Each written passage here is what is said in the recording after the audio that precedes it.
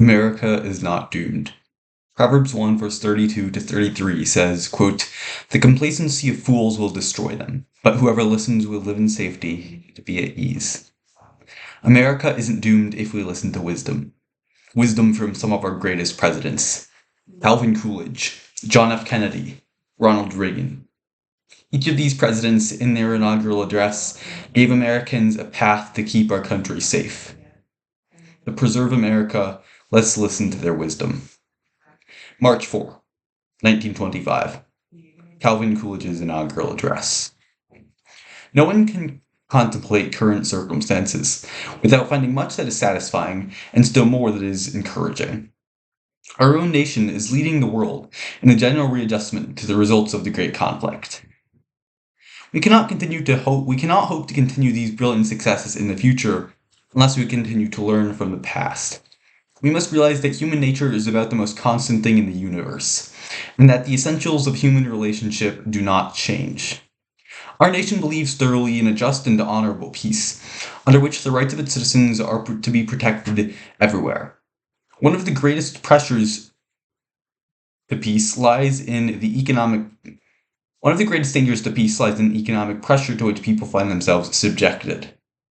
There must be some assurance that effort and endeavor will be followed by success and prosperity.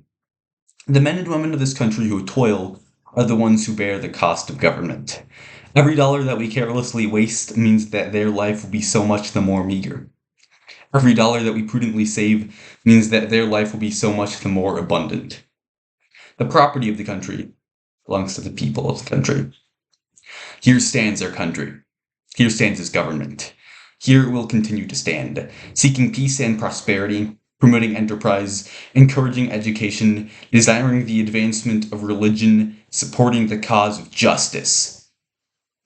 America seeks no earthly empire built on blood and force. She cherishes no purpose, save to merit the favor of Almighty God. After that address, Calvin Coolidge took action. Economist Thomas Sowell praises the policies he implemented, writing, quote, "The 1920s were a decade of unprecedented prosperity," unquote. Coolidge took the nation from the destruction of World War I to the prosperity of the 1920s. Just as Calvin Coolidge led our nation out of a great conflict, John F. Kennedy gave our nation courage as we faced another, the Cold War. January 20, 1961. John F. Kennedy's inaugural address. "I've sworn before you and Almighty God the same solemn oath our forebears prescribed nearly a century and 3/4 ago. The same revolutionary beliefs for which our forebears fought are still at issue around the globe. The belief that the rights of man come not from the generosity of the state, but from the hand of God. To those new states whom we welcome to the ranks of the free, we shall not always expect to find them supporting our view, but we shall always hope to find them strongly supporting their own freedom. Those people in the Hudson villages of half the globe, struggling to break the bonds of poverty, we pledge our best efforts to help them help themselves. Let all our neighbors know that we shall join with them to oppose aggression or subversion anywhere in the Americas. And let every other power know that this hemisphere intends to remain the master of its own house. We dare not tempt them with weakness, for only when our arms are sufficient beyond doubt can we be certain beyond doubt they will never be employed. So let us begin anew, remembering on both sides that civility is not a sign of weakness, and sincerity is always subject to proof. Let us never negotiate out of fear. Let us never fear to negotiate. And so, my fellow Americans, ask not what your country can do for you. Ask what you can do for your country. With a good conscience our only sure reward, with history the final judge of our deeds, let us go forth to lead the land we love, asking his blessing and his help, but knowing that here on earth God's work must truly be our own. John F. Kennedy followed through. He stared down the USSR. He protected Americans and their rights. And he told Americans that it is our duty to protect our country, not the government's. Ronald Reagan said the same. January 20, 1981. Ronald Reagan's inaugural address. The business of our nation goes forward. These United States are confronted with an economic affliction of great proportions. It distorts our economic decisions, penalizes thrift, and crushes the struggling young and fixed-income elderly alike. It threatens to shatter the lives of millions of our people. In the present crisis, government is not the solution to our problem. Government is the problem.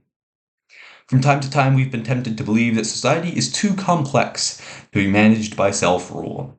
The government by an elite group is superior to government for, by, and of the people. We are a nation that has a government, not the other way around. Government can and must provide opportunity, not smother it, foster productivity, not stifle it. Can we solve the problems confronting us? Well, the answer is an unequivocal and emphatic yes. To paraphrase Winston Churchill, I didn't take the oath I've just taken with the intention of presiding over the dissolution of the world's strongest economy. As we renew ourselves here in our own land, we will be seen as having greater strength throughout the world. We will again be an exemplar of freedom and a beacon of hope for those who do not now have freedom. For those neighbors and allies who share our freedom. We will strengthen our historic ties and assure them of our firm support and commitment.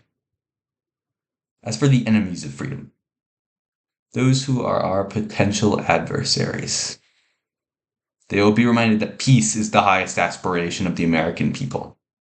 We will negotiate for it, sacrifice for it. We will not surrender for it, now or ever.